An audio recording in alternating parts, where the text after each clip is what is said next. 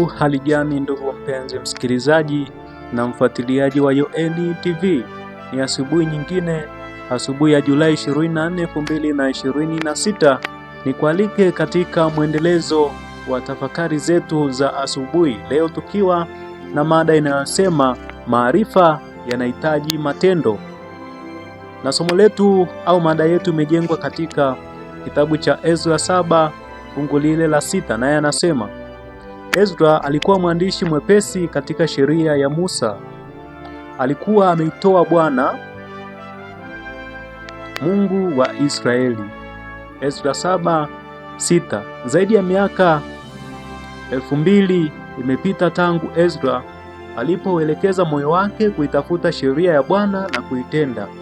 Lakini kupita kwa wakati hakujapunguza mvuto wa mfano wake wa kumcha Mungu.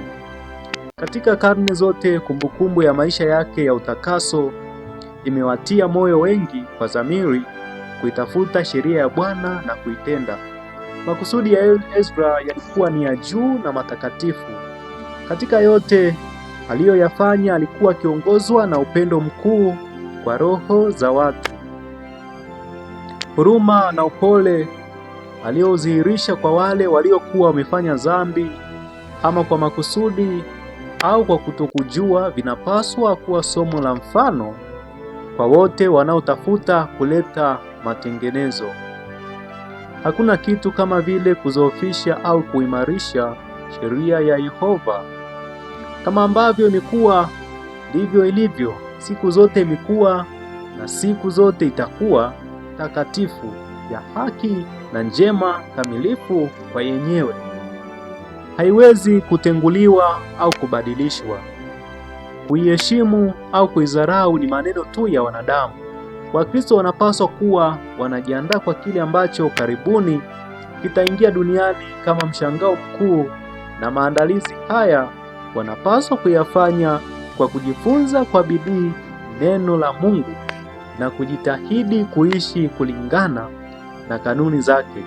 Masuala makubwa ya umilele yanadai kutoka kwetu kitu fulani kilicho zaidi ya dini ya kufikirika, dini ya maneno na desturi, ambapo kweli unawekwa kwenye ua wa nje. Kama watakatifu wa Agano la Kale walitoa ushuhuda angavu kiasi hicho cha uaminifu, je, wale ambao juu yao inang'aa nuru iliyokusanywa kwa karne nyingi hawapaswi kutoa ushuhuda ulio mkuu zaidi kuhusu nguvu ya ukweli? Je, tutaruhusu mfano wa Ezra utufundishe jinsi tunavyopaswa kutumia ujuzi wetu wa maandiko? Maisha ya mtumishi huyu wa Mungu yanapaswa kuwa msukumo kwetu kumtumikia Bwana kwa moyo na akili na nguvu. Kila mmoja wetu anayo kazi aliyopangiwa kufanya, na hii inaweza kukamilishwa tu kwa juhudi zilizowekwa wakfu. Kwanza, tunatakiwa tujikaze kuyajua matakwa ya Mungu na kisha kuyatenda. Ndipo tutaweza kupanda mbegu za ukweli ambazo zitazaa matunda ya uzima wa milele. Ndugu msikilizaji, kwa hakika umeweza kusikiliza tafakari hii yenye mada inayosema maarifa yanahitaji matendo, tukiangazia maisha ya Ezra ambaye alikuwa mwaminifu katika sheria ya Mungu, naye akawa mfano kwa jamii na watu ambao walimzunguka.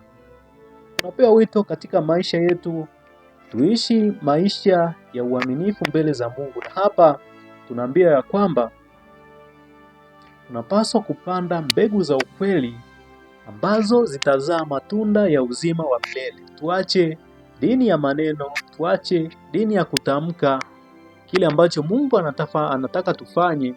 Tuache dini ya kuwahubiria wengine na kuwafundisha ukweli, lakini sisi si watendaji wa ukweli. Asubuhi ya leo Mungu atusaidie. Asubuhi ya leo Bwana akusaidie, ili basi maneno yale ya Mungu unayotamka, mafundisho unayofundisha, ukweli unaofahamu, usibakie tu kufahamu, bali uweze kutenda, ukauishi katika maisha yako, nawe ukawe mfano wa kuigwa katika jamii. Nikutakie siku njema, nikutakie asubuhi njema. Nikualike kesho katika tafakari yetu, na kesho tutakuwa na mada inayosema hakuna hata mmoja aliyekuwa mkamilifu. Usikose uweze kuangazia mada hii makini.